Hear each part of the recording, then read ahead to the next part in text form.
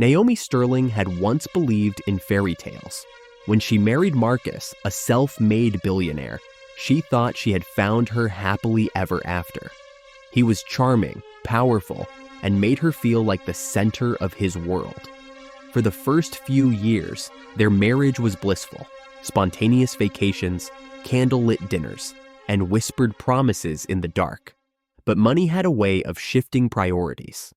As Marcus's business empire expanded, so did his distance from Naomi. Late-night meetings became the norm. Weekend getaways were replaced with urgent board discussions. Their conversations dwindled to empty exchanges about schedules and finances. Naomi tried to be patient, to be understanding. She threw herself into charity work, decorating their mansion and hosting lavish parties for the elite. But no matter how many designer dresses she wore or how many social events she attended, she felt alone, invisible. Then came the night that changed everything. She had just returned home from yet another gala Marcus had skipped.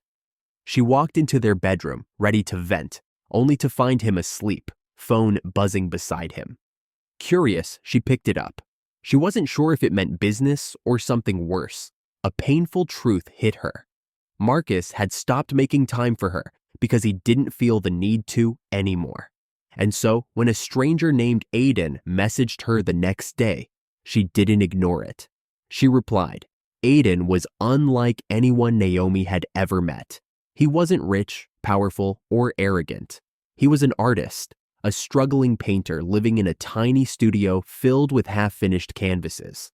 He spoke about love in ways that made Naomi's heart ache. She told herself it was just friendship at first, that it was harmless, but the way he made her feel, it was intoxicating.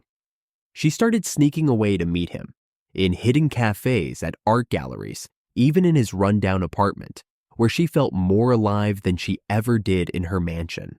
One night, as they sat on his paint-stained couch, he brushed a strand of hair from her face.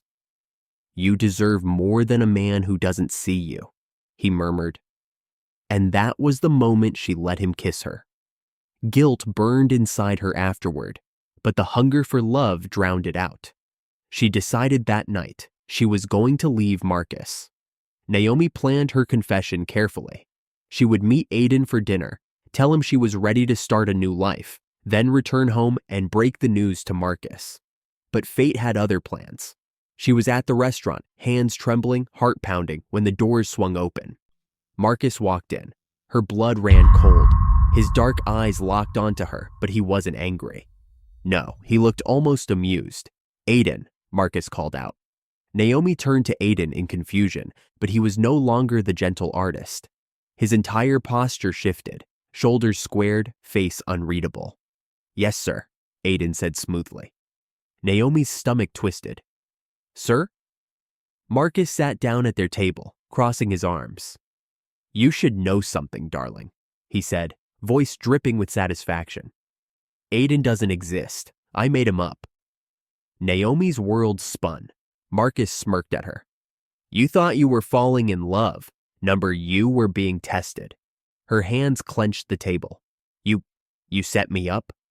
I had to see if you were as loyal as you pretended to be." Aiden, or whoever he really was, tilted his head. "You failed, Naomi." Naomi's breath caught in her throat. She had been deceived, manipulated, humiliated. Her fingers curled into fists. "So this was all a game to you?" Marcus leaned in. "You were slipping away, Naomi. I had to know if you'd betray me the moment someone else gave you attention." His voice was smooth, but his eyes flickered with something else. Pain. Naomi was shaking. "You put me through all of this just to feed your ego?" Marcus didn't answer. And that's when Naomi laughed. Not out of amusement, but something darker. "You think you're the only one playing games?" she asked, voice steady now. Marcus frowned. "What?" Naomi straightened her back, meeting his gaze head on. "I knew about your little test." His smirk vanished. "You're lying." "Am I?" she whispered. She let the silence stretch before delivering the final blow. "I let you believe I was falling for Aiden, because I needed to know something too." Marcus's jaw tightened. And what exactly were you trying to figure out? Naomi's lips curled into a sad smile. If there was anything left to fight for, if you still cared. Marcus said nothing. And now I have my answer, she whispered. She reached into her purse, pulling out her wedding ring. Slowly, deliberately, she placed it on the table. You wanted to test my loyalty, Marcus? Her voice was calm, final. Well, congratulations, you passed, but in the process, you failed as a husband. She stood, pushing her chair back. Aiden watched, expression unreadable. Marcus, for the first time, looked lost. Naomi turned and walked away, leaving behind the one thing Marcus could never buy back. Her. A year later, Naomi had built a new life for herself. She had opened her own art gallery, using her settlement money to invest in what truly made her happy. She traveled, surrounded herself with real people, and finally felt at peace. Marcus, however, found himself in unfamiliar territory. For years, he had controlled everything. But now he realized that power, wealth, and manipulation had left him with nothing but an empty home and an even emptier heart.